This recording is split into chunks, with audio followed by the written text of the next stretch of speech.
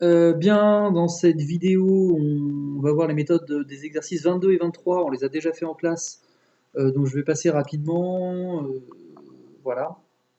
Première méthode, démontrer une inégalité en reconnaissant une quantité toujours positive. Par exemple, si on veut démontrer ça, on se rend compte déjà, première chose, qu'on se ramène à un supérieur ou égal à 0 ou inférieur ou égal à 0, ça dépend du cas, et qu'en fait, finalement, on se ramène à étudier le signe, hein, une quantité, et ici, du coup, étudier le signe d'un polynôme du second degré. Et puis bah, ça, on sait bien faire, on calcule delta, delta est négatif, c'est du signe de A qui est positif, et donc notre polynôme est toujours positif.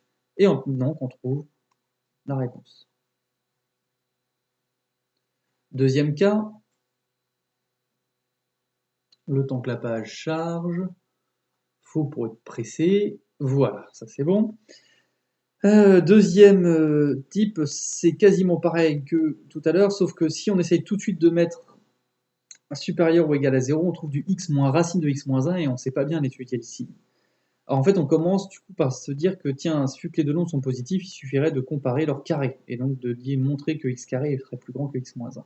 Alors ça c'est vrai parce que en fait, quand x est plus grand que 1, en fait, quand x est dans R, hein, c'est ce qu'on a fait tout à l'heure, x carré moins x plus 1 est positif. Hein, c'est exactement l'exemple de tout à l'heure.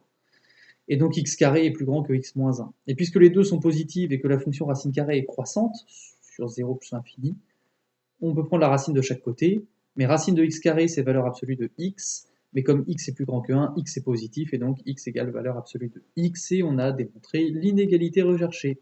Allez, bon courage!